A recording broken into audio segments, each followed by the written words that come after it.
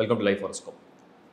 லக்ன பலன் எல்லாரும் கேட்டீங்க, இந்த லக்னம் எவ்வளோ இம்பார்ட்டன்ட், லக்னத்துக்கு ராசிக்கும் என்ன தொடர்பு இல்லை அப்படின்ற பற்றி லக்னத்தை பற்றி நான் ரொம்ப கிளியராக இப்போ எக்ஸ்பிளைன் பண்ணுறேன். லக்னத்துடைய பலனை எப்படி பார்க்குறது, உங்கள் பேர்த் சார்ட்டை எப்படி நீங்கள் செக் பண்ணி பார்த்து தான் நீங்கள் அண்டர்ஸ்டாண்ட் பண்ண போகிறீங்க. 4 விஷயத்தை நான் எடுத்திருக்கேன். என்னென்னா, ப்ரொஃபஷனல் லைஃப் எப்படி இருக்கும், உங்களோட ப்ரொஃபஷனல் லைஃப் எப்படி இருக்கும், இண்டிவிஜுவலாக எப்படி தெரிஞ்சுக்கிறது, உங்களோட இன்கம், உங்களோட வருமானம், உங்களுடைய சேவிங்ஸ், உங்களுடைய இன்கம். 3வது உங்களோட பர்சனல் அண்ட் ஃபேமிலி லைஃப், குடும்ப வாழ்க்கை, உங்களுடைய ஒரு அந்யோன்யமான வாழ்க்கை எப்படி இருக்கும், உங்கள் ஃபேமிலி, டோட்டல் ஃபேமிலி. 4வது உங்கள் ஹெல்த். இந்த 4 விஷயத்தை நான் வந்து டோட்டலாக கம்பைன் பண்ணி ஒரு லக்னத்துக்கு, எல்லா லக்னத்துக்கும் தனித்தனியாக கொடுக்குறேன். ஒரு லக்னத்துக்கு என்ன மாதிரியான பிளானட்டரி பொசிஷன் இருக்கணுன்றதை நான் முடிஞ்ச அளவுக்கு உங்களுக்கு புரியுற அளவுக்கு எக்ஸ்பிளைன் பண்ணுறேன். டிஸ்பிளேல வந்து அந்த ஹாரோஸ்கோப் சார்ட்டையும் கொஞ்சம் காமிக்கிறேன். ஸோ தட் லக்னம் எங்கேருந்து ஸ்டார்ட் ஆகும், என்ன 1 2 3 என்னென்ன பாக்ஸை நீங்கள் கிளியராக அண்டர்ஸ்டாண்ட் பண்ணிக்கோங்க. மேஷம் முதல் மீனம் வரைக்கும் தனித்தனியாக கொடுத்துட்றேன். வீடியோட எண்டில் லக்னத்தோட இம்பார்ட்டன்ஸ் என்ன அதை பற்றி இன்னும் டீட்டெயிலாக கொடுக்குறேன். ஃபுல் வீடியோ பாருங்கள், நல்லா கிளியராக அண்டர்ஸ்டாண்ட் பண்ணிப்பீங்க. ஹாரோஸ்கோப் இருக்கிறவங்க கையில் ஹாரோஸ்கோப் எடுத்து வச்சுங்க, உங்கள் பர்சனல் ஹாரோஸ்கோப். ஏன்னா இது பேச உங்களுக்கு அது கிளியராக புரிஞ்சிடும். லாங்குவேஜ் 2த்துலேயும் நீங்கள் ஈஸியாக பண்ணிக்க முடியும், தமிழ் அண்ட் இங்கிலீஷ்.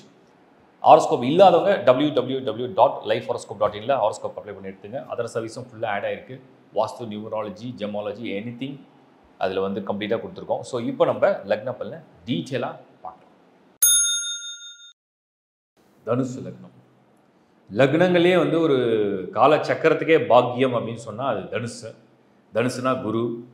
தனுர் வீட்டில் வந்து அந்த லக்னம் கணிக்கப்பட்டதுன்னு சொன்னால் பாக்கிய லக்னம்னு சொல்லுவோம். ஏன்னா அது 12 வீடுகள்லேயே 9வது இடம் இந்த தனுசு, 9th ஹவுஸில். காலச்சக்கரத்துக்கு 9th ஹவுஸு. பக்தி மார்க்கம் அண்ட் ஆன்மீகம், சேவை, ஒரு புனிதம், ஒரு ஞானம், ஒரு தலைமை பண்புகள் எல்லாமே இந்த தனுசை சம்மந்தப்படும். இப்போ இந்த சார்ட்டை டிஸ்பிளேல பார்த்துருங்க. தனுசு லக்னம் அப்படிங்கிறது பாட்டமில், அந்த 12 ஹவுசஸில் பாட்டமில் லெஃப்ட் கார்னரில் இருக்கும். லெஃப்ட் கார்னரில் இருக்கிறது தான் தனுசு லக்னம். அங்கே தான் ஸ்லாஷ் பண்ணியிருக்கோம், அதான் நம்பர் 1. அதான் தனுசு லக்னம். அங்கேருந்து அப்படியே கிளாக் வைஸாக 1 2 3 12 வரைக்கும் போட்டிருக்கேன். இப்போ பார்த்தீங்கன்னா புரிஞ்சிடும். தனுசு லக்னத்தில் வந்து பிறவி எடுத்தாலே முதல்ல வந்து நீங்கள் வந்து என்ன உணரணும் அப்படின்னா, குருவுடைய அம்சத்தில் பிறகுறீங்க. குரு தான் அந்த லக்னத்துக்கு லக்னாதிபதி, லக்னா லார்ட். லக்னாதிபதி குருவுடைய அம்சம்னு சொன்னோம்னா அந்த அம்சம்னா அந்த வம்சம்னு அர்த்தம். அந்த வம்சம்னா நம்ம புத்தி வந்து குருவுடைய அம்சமாக வருது, ஞானம் வருது, அறிவு வளருது.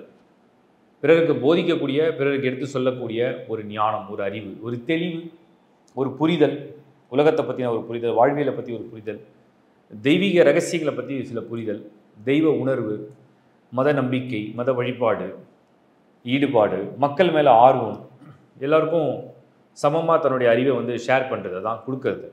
இதெல்லாம் வந்து இந்த குருவுடைய அம்சம். தான் மட்டும் இல்லாமல் தன்னை சார்ந்தவனையும் வாழ வைக்கக்கூடிய ஒரு எண்ணம். இதெல்லாம் வந்து அது தனுசுக்குள்ளான ஒரு அடிப்படையான ஒரு குணம் அந்த லக்னத்தை பொறுத்த வரைக்கும். பட் என்னென்னா, நீங்கள் வந்து கிளியராக பார்க்கணும், தனுசு அதாவது எப்பவுமே ஒரு அசுபர் லக்னத்தில் பிறந்து அந்த அசுபர் வந்து ஆவரேஜாக இருந்தால் கூட பரவாயில்ல, அது லைஃப் ஓகே தான், பிரச்சனை இல்லை. இப்போது ஒரு 100 ஸ்டூடெண்ட் இருக்காங்க. இந்த ஃபஸ்ட்டு 10 டாப் 10 அப்படிங்கிறவங்க வந்து நம்ம விட்டுடுவோம். லாஸ்ட்டு 10 பாட்டம் லெவல் ஸ்டூடெண்ட்ஸு, அவங்களுக்கு வந்து 10 முறை சொல்லித்தரணும், நிறைய முறை அவங்களுக்கு கோச்சிங் கொடுக்கணும், ஸ்பெஷல் கிளாஸ் வைக்கணும். அப்போ தான் அவங்களுக்கு எதாவது புரியும். இப்போ அவங்க ஏதாவது மிஸ்டேக் பண்ணால் யாராவது கோச்சிக்குவாங்களா? அவங்க கொஞ்சம் கம்மியாக மார்க் எடுத்தால் என்ன சொல்லுவாங்க, அவங்க பசங்களுக்கு அவ்வளோதான் ஏறுது, கொஞ்சம் டைம் எடுக்கும், இன்னும் கொஞ்சம் ப்ராக்டிஸ் பண்ணணும், இன்னும் கொஞ்சம் அவங்க ஸ்பெஷலாக கோச்சிங் பண்ணணும் நம்ம சொல்லி பெருசாக எடுத்துக்க மாட்டோம். இந்த டாப் 10 ஏதாவது மிஸ்டேக் பண்ணால் என்ன சொல்லுவோம், என்ன நீ போய் பண்ணிட்டியா, உன்னை எதிர்பார்க்கவே இல்லையே, நீ இப்படி பண்ணுவேன் இப்படின்னு சொல்லுவோம். இதுதான் வித்தியாசம். இப்போ நான் என்ன சொல்ல வரேன்னா, அசுபர்களுடைய லக்னத்தில் பிறந்தாவது அவங்க வாழ்க்கையில் வந்து அந்த கிரகங்கள் எங்கே இருந்தாலுமே அது பரவாயில்ல, ஏதோ ஒன்று பண்ணி ஏதோ ஒன்று கொண்டு வந்துடும். ஆனால் தனுர் லக்னத்தில் பிறந்த குருவுடைய ஸ்கோர் மினிமம் 50% தாண்டி வரணும். அது வரலன்னு சொன்னோம்னா அந்த லக்னத்தில் பிறந்ததுக்கு அதுக்கு அர்த்தமே இல்லை. அப்போது ஹாரோஸ்கோப்பை எப்படி செக் பண்ணுவீங்க நீங்கள்? தனுர் லக்னத்தில் பிறந்தீங்கன்னு சொன்னால் ஃபஸ்ட்டு குரு எங்கே இருக்கார் கிளியராக லென்ஸை வச்சு பார்க்கணும். நீங்கள் ஃபஸ்ட் ஹவுஸ்லேயே குரு வந்துட்டாருன்னா சேஃபு. குருவோட சந்திரன் சேர்ந்தாருன்னா, அஷ்டமாதிபதியாக இருந்தாலும் கவலை இல்லை, குருவோட சந்திரன் சேர்ந்தாருன்னா அற்புதமான பலன்கள். மனசு சொல்லுது, புத்தி வேலை செய்யுதுன்னு அர்த்தம். ஏன்னா குரு வந்து அவ்வளோ இம்பார்ட்டன்ட் ரோல் ப்ளே பண்ணும். ஒரு தலைமை பண்பு, ஒரு உயர்வான சிந்தனை, அதெல்லாம் அந்த குரு கொடுக்கும். குரு ஒரு வேளை செகண்ட் ஹவுஸில் நீச்சம் அடைஞ்சிட்டாருன்னா ஸ்கோர் குறைஞ்சிடுச்சுன்னு அர்த்தம். 30% தான். சப்ஜெக்ட் அட்லீஸ்ட் நீச்சபங்க ராஜயோகமாக தடையும். நீச்சபங்க ராஜயோகத்தை வந்து யார் கொடுக்குறான்ற கான்செப்ட் இருக்குது. சனி கொடுக்குறாரா, செவ்வாய் கொடுக்குறாரா, புரியுதா உங்களுக்கு? சந்திரன் கொடுக்குறாரு. ஏன்னா சந்திரன் 8th ஹவுஸில் இருந்தாருன்னா இந்த குருவுக்கு நீச்சபங்க ராஜயோகம் வரும். சந்திரன் கொடுத்தாருன்னா பரவாயில்ல. செவ்வாய் கூட ஒரு உச்சம் அடைஞ்சாருன்னா அது பரவாயில்ல, பாசிட்டிவாக எடுத்துக்கலாம். சனி கொடுத்தாருன்னா அது அந்த அளவுக்கு நம்ம, ஏன்னா நிறைய ஹாரோஸ்கோப்பில் இந்த குரு வந்து செகண்ட் ஹவுஸில் நீச்சம் அடைஞ்சு சனி 4th ஹவுஸில் வரும், பரிவர்த்தனை இருக்கும். அது ஆவரேஜ் தான், அதோட ஸ்கோர் கம்மி தான், ஆவரேஜ் தான். அப்போ யார் வந்து நீச்ச பங்கத்தை கொடுக்குறாங்கன்றது ரொம்ப முக்கியம். அதே நேரத்தில் சில பேருக்கு குரு செகண்ட் ஹவுஸில் நீச்சம் அடைஞ்சு ராகு கேதுவோட சம்மந்தப்படும், அது படக்கூடாது. ஏன்னா தனுர் லக்னத்தில் பிறந்து குரு நீச்சம் அடைஞ்ச நிறைய சார்ட்டை ரிசர்ச் பண்ணியிருக்கேன், அனலைஸ் பண்ணி பார்த்துருக்கேன். ஃபேமிலி லைஃப்பை வந்து எப்படியாவது கெடுக்க ட்ரை பண்ணும், அதெல்லாம் அதோடைய வீக்னஸ். ஹெல்த்தி கெடுக்கும். குரு 3rd ஹவுஸில் போகிறதும் அவ்வளோ சூப்பர் ஸ்கோர் கிடையாது. நிறைய பேருக்கு 3rd ஹவுஸில் குரு செவ்வாய் ராகு கேது சனி சம்மந்தப்படும். அதுவும் வந்து புத்தி நல்லாயிருக்கும், இப்போது வசதி வாய்ப்புகளை கொடுக்கும், வியாபாரம் தொழில் வசதி வாய்ப்புகள், புத்தி, ட்ராவல் பண்ணுறது, ஆர்வம் ஆசை எல்லாம் கொடுக்கும். பட் அவங்க மனசு நினைக்கிறது ஒன்று நடக்கிறது ஒன்றா மாறும். அது 3rd ஹவுஸில் இருக்கிறதுனால. 4ல் குரு பரவாயில்ல, அம்சயோகத்துக்கு வந்துடுவார். 1st ஹவுஸ்லேயும் அம்சயோகம் இருக்குது, 4லேயும் அம்சம் இருக்குது. 1st ஹவுஸ்ல தான் திக்பலம் அடைவார். குரு லக்னாதிபதி சுபர் லக்னத்தையும் வந்தாரா திக்பலம் அடைகிறார், அம்சயோகம் அடைகிறார். சந்திரனோட சேர்ந்தா குரு சந்திர யோகம் அடை, கஜகேசரி யோகம் வந்துடும். இத்தனை யோகம் சேரும். செவ்வாயும் 1st ஹவுஸ் தான் இன்னும் விசேஷம். நிறைய சார்ட்டில் பார்த்துருக்கேன், 1st ஹவுஸில் குரு இருக்கும், 7th ஹவுஸில் செவ்வாய் இருக்கும். குரு பார்வை போய் செவ்வாயில் விழும். சந்திரனும் முதல் வீட்டில் இருக்கும், சந்திரன் மங்கள யோகம் வரும், குரு மங்கள யோகம் வரும். நிறைய யோகங்களோட பிறவி எடுப்பாங்க. இதெல்லாம் ஒரு பாசிட்டிவான விஷயம்தான். குரு வந்து ரொம்ப இம்பார்ட்டன்ட் ரோல். அப்போ நீங்கள் வந்து தனுசு லக்னத்தில் பிறந்தால் முதல்ல குரு கரெக்டாக செக் பண்ணும். சர்ப்ப கிரகங்களோட சனியோடு சேராமல் இருக்கணும். சனியோடு சேர்ந்தால் இதோட பிரைட்னஸை வந்து அது குறைக்கும். அதையும் சனி டாமினேட் பண்ணக்கூடாது, ஆட்சியில் வரக்கூடாது. இப்போ குருக்கு எவ்வளோ இம்பார்ட்டன்ஸ்னு புரிஞ்சுங்க, லக்னாதிபதி எவ்வளோ இம்பார்ட்டன்ஸ் புரிஞ்சுங்க. சுபர் இவர் சுபர் போயிட்டு வந்து நீங்கள் அதான் சொல்கிறேன் இல்லையா, அந்த சுபர் வந்து எங்கேயும் நெகட்டிவாக பொசிஷன் எடுக்கக்கூடாது. இன்னும் 5ல் குரு நல்லது. தனுசு லக்னத்தில் பார்த்து 5ல் குரு வந்து அம்சமான குரு. 6ல் குரு விசேஷம் இல்லை. சில பேருக்கு அந்த பண நஷ்டங்கள், பொருளாதார ரீதியாக நிறைய பிரச்சனைகள் ஏற்படுத்தும். 12ல் குரு நல்லது இல்லை. 7ல் குரு பரவாயில்ல, சாமர்த்தியசாலி. 7ல் குரு வந்து சாமர்த்தியசாலி. குரு பார்வை லக்னத்தையே விழுந்துடும். 8ல் உச்சம் குரு, இது பரவாயில்ல, இது சேஃப். 8ல் குரு உச்சமாக இருந்தாலும் 8ல் மறைஞ்சாலும் குரு உச்சம் அடைஞ்சாலே முழு பலன் அடைகிறாருன்னு அர்த்தம். இப்போ 8ஆம் இடத்துல உச்சம் அடைகிறது என்னன்னா, நிறைய பேர் கண்டம் வேறு நாட்டுக்கு போகிறது, வேறு ஊருக்கு போகிறது, ஒரு ஒரு பயணம் இருக்குன்னு அர்த்தம். 9ல் குரு அம்சமான இடம், அருமையான இடம் 9.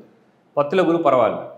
11th ஹவுஸில் குரு வந்து ஒரு சுக்கிரனோட பரிவர்த்தனை பண்ணி தான் விசேஷம். பட் பரவாயில்ல, அதுவும் நல்லா இருக்கும். 12th ஹவுஸில் வரக்கூடாது. 6, 12, செகண்ட் ஹவுஸில் நீச்சம், 3ல் வந்து மறையிறது. குருவுக்கு ஸ்தானம் கிடையாது. 8ல் குரு இந்த இடத்துல உச்சம் அடையிறதுனால அது அக்செப்ட் 50% ஓகே தான்.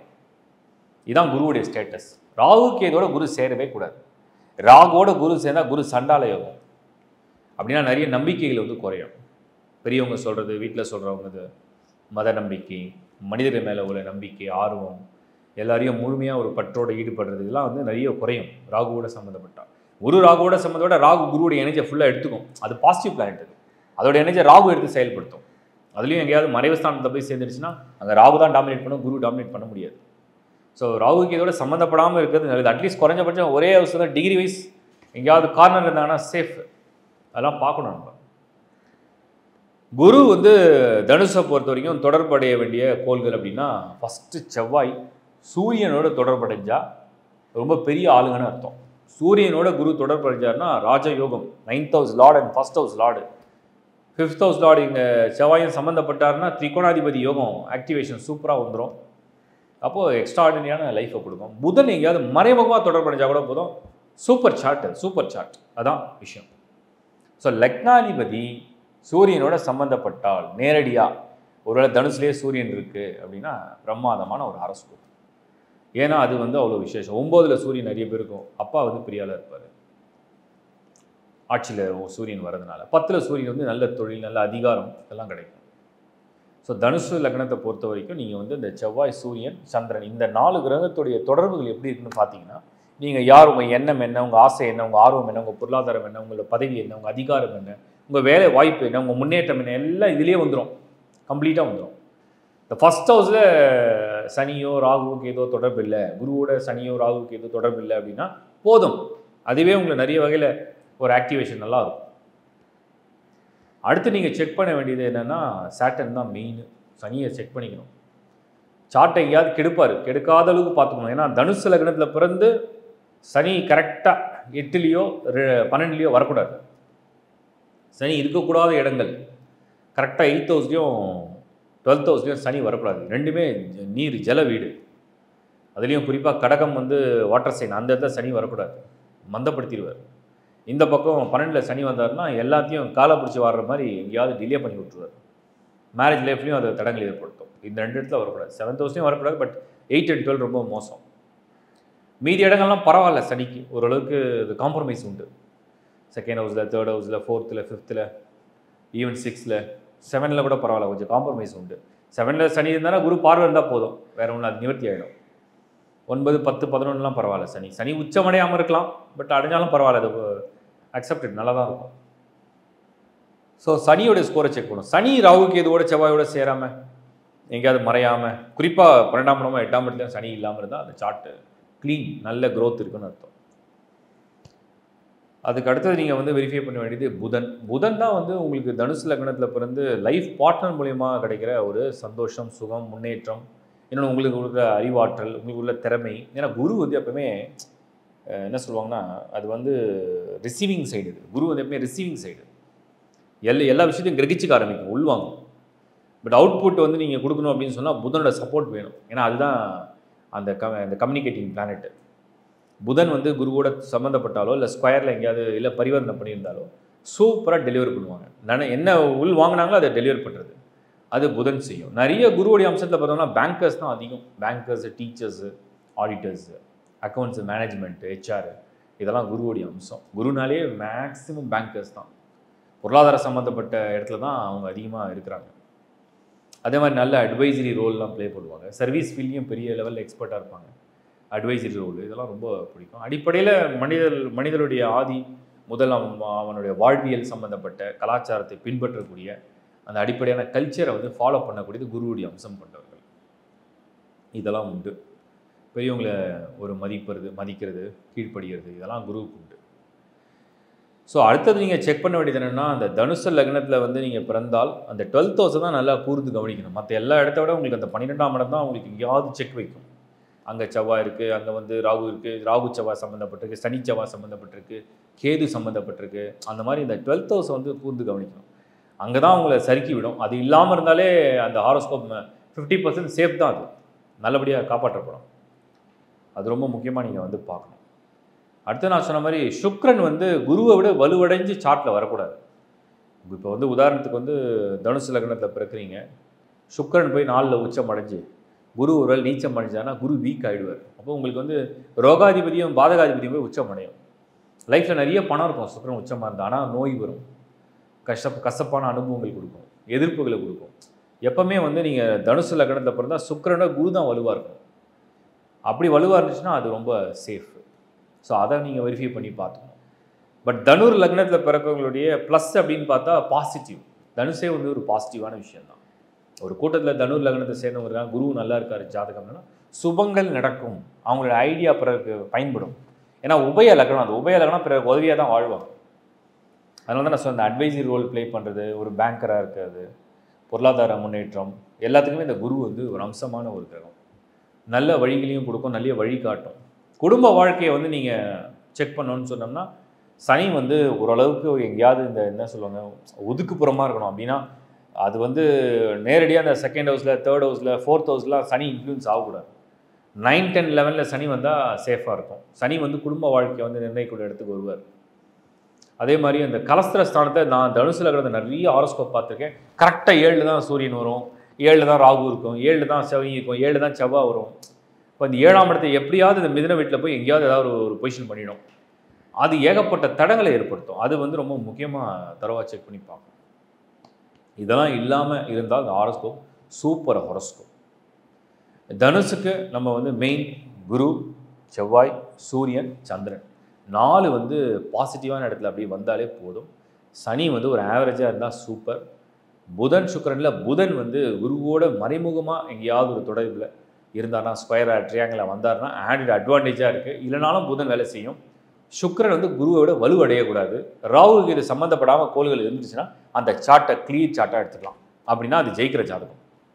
அதிர்ஷ்ட பாதையும் கௌரவமும் அடிப்படையிலே தனுசுக்கு உண்டு. எங்கே போனாலும் மாலை மரியாதை, கௌரவம், ஒரு முதன்மை, மேன்மையான பதவிகள்லாம் தனுசுக்கு ஈஸியாக கிடைக்கும். அந்த லக்னத்தில் பிறக்கிற நிறைய பேர் வந்து பெரிய பெரிய தலைமை பண்புகள் தலைமை பதவியில் வந்து பார்த்துருக்கோம். ஏன்னா குரு வலுவடைவார். அந்த வலுவடைந்த குரு வந்து அந்த புத்தியை திறமையாக வச்சுருக்கோம். கிரகிக்கிற சக்தி, புரிஞ்சிக்கிற சக்தி, மற்றவங்களுக்கு தென்படாத விஷயங்களை வந்து உள்வாங்கும், அதை வந்து வெளிப்படுத்தும். அதனால் வரக்கூடிய அடையக்கூடிய பலன்கள். குடும்ப வாழ்க்கைக்கு வந்து தனுசுக்கு வந்து ஒரு சின்ன மைனஸ் இருக்குது. என்ன காரணம் அப்படின்னா, காலச்சக்கரத்துக்கே இது பாக்கியஸ்தானமாக இருந்தாலும் கூட ஃபேமிலி லைஃப்னு வரும்போது தனுர் லக்னத்துக்கு வந்து 50% தான் அவங்களுக்கு வந்து பாசிட்டிவாக அதில் வந்து கிடச்சிருக்கு. மீதி 50% வந்து அவங்க மேனேஜ் பண்ணி ஃப்ளெக்சிபிளாக கொஞ்சம் அதை வந்து அட்ஜஸ்ட் பண்ணி தான் லைஃப்பை வந்து கொண்டு போகணும். அது மாதிரி தான் அமையும். அதனால் இதெல்லாம் மைண்ட் செட் பண்ணிவிட்டு அந்த லக்னத்தை வந்து உங்கள் பர்த் சார்ட் எப்படி இருக்கோ தனிப்பட்ட முறையிலையும் பார்த்துக்கங்க. வாழ்த்துக்கள். இப்போ நீங்கள் பார்த்தது ஒரு லக்னத்தை அடிப்படையில் ஒரு கொடுத்த ஒரு பொது பலன் தான். இது வந்து அந்த பிளானட்டரி பொசிஷனை பேஸ் பண்ணி அது அப்படி தான் பலனை தரும்னு கிடையாது. நிறைய காம்பினேஷன்ஸ் இருக்குது. ஒவ்வொரு கிரகமும் எப்படியெல்லாம் பொருந்திருக்கின்ற போது நிறைய காம்பினேஷன். பட் ஒரு ஓவரால் வியூவில் தான் நான் அதை கொடுத்துருக்கேன். ஸோ அதை சரியாக புரிஞ்சிக்க பாருங்கள். டவுட்ஸ் நிறைய வரும். லேர்ன் ஆஸ்டர் நிறைய டைட்டில் நிறைய வீடியோஸ் கொடுத்துருக்கேன். கம்பைன் பண்ணி புரிஞ்சிக்க பாருங்கள். இன்னும் பெட்டராக என்னென்ன பண்ண முடியும்னு பார்க்குறேன். உங்கள் ஜென்யூன் கமெண்ட்ஸை வந்து நீங்கள் வந்து ஷேர் பண்ணுங்கள். ஸோ தட் நான் இன்னும் பெட்டராக அண்டர்ஸ்டாண்ட் பண்ணி உங்களுக்கு வந்து வீடியோஸாக ப்ரெசென்ட் பண்ண பார்க்குறேன். அண்ட் லக்னம் என்பதை பற்றி நான் சொல்ல கொஞ்சம் இருக்குது, இன்னும் பாக்கி இருக்குது. அது என்னென்னா, லக்னம் என்பால் உங்களோட உயிர், உங்களோட தலை சம்மந்தப்பட்டது. உங்களுடைய மூளை, உங்களோட அறிவு, உங்களுடைய தலை சம்மந்தப்பட்டது, உங்களுடைய எண்ணங்கள், உங்களுடைய வில் பவர், உங்களுடைய ஆயுள் பலம், ப்ளஸ் வந்து உங்களுடைய தாட் ப்ராசஸ் எப்படி போக போகுது, நீங்கள் எவ்வளோ பாசிட்டிவாக இருப்பீங்க, எவ்வளோ நீங்கள் நெகட்டிவாக இருப்பீங்க, இதெல்லாம் வந்து அந்த லக்னாதிபதி தான் காட்டுவோம். லக்னம் தான் காமிக்கும். லக்னத்திலே நிறைய பேருக்கு ராகு இருக்கும், லக்னத்திலே நிறைய பேருக்கு சனி இருக்கும், லக்னத்திலே நிறைய பேருக்கு குரு இருக்கும். ஸோ சுபங்கள் இருந்தால் சுபமான புத்திகள் வரும், அசுபர்கள் இருந்தால் அசுபமான புத்தியை கொஞ்சம் கொடுக்கும். நெகட்டிவ் தாட்ஸ் வருது இல்லையா, அதெல்லாம் அந்த லக்னம் தான் பேஸ் பண்ணி தான் வரும். லக்னம் வந்து எப்பவுமே சுத்தமாக இருக்கணும், இல்லைனா நல்லவங்க இருக்கணும். அப்படி இருந்தால் அவங்களுக்கு வந்து நல்ல எண்ணங்களை கொடுக்கும். சில பேர் நல்லவங்களாக இருப்பாங்க, ஆக்ஷனில் ஒன்றுமே இருக்காது. அந்த நல்லவங்களாக இருக்கிறதுக்காகவே லக்னம் நல்லாயிருக்கும். ஸோ லக்னம் என்பது ஒரு மனிதனுடைய ஒரு தலை. அவனோட பிறவியில் அவன் எதை வந்து தேர்வு செய்ய போகிறான், அந்த மனிதனுடைய எண்ணங்கள் எப்படி இருக்குது. ஒரு பெண் அப்படின்னா கூட அந்த பெண்ணோட எண்ணம் எப்படி இருக்குது, அவங்க எந்த துறையை தேர்வு செய்வாங்க, அது எதில் ஆர்வமாக இருப்பாங்க, எதை ஆசை கொண்டவங்களாக இருப்பாங்க, இதெல்லாமே அந்த லக்னம் வந்து கொடுக்கும். லக்னாதிபதியும் அந்த லக்னத்தோடு ஒத்து போய் வரணும். அப்படி வந்தார்னா ரொம்ப சுபம். இதுதான் லக்னத்துடைய ஒரு சின்ன டெஃபினேஷன். ஸோ உங்கள் பர்த் சார்ட்டை கம்பைன் பண்ணி பாருங்கள். பர்த் சார்ட் இல்லாதவங்க www.lifehoroscope.in பர்த் சார்ட் எடுத்து நீங்கள் கம்பைன் பண்ணி பாருங்கள், புரிஞ்சிக்க பாருங்கள். அஸ்ட்ராலஜி வந்து ஒரு சூப்பர் சப்ஜெக்ட்டு. அதை நீங்கள் ஒன்ஸ் புரிஞ்சிக்க ஆரம்பிச்சுன்னா முதல்ல நீங்கள் யாருன்னு நீங்கள் புரிஞ்சுப்பீங்க. உங்களுக்கு எப்படிலாம் உங்களுடைய எமோஷன்ஸ் இருக்குது, எப்படி உங்கள் தாட் ப்ராசஸ் போகுது, என்ன மாதிரியான ஆக்ஷன்ஸ் அதை கொண்டு வர போகுது, என்ன மாதிரி ரிசல்ட்ஸை கொடுக்க போகுதுன்றதை நீங்கள் புரிஞ்சிக்கலாம்.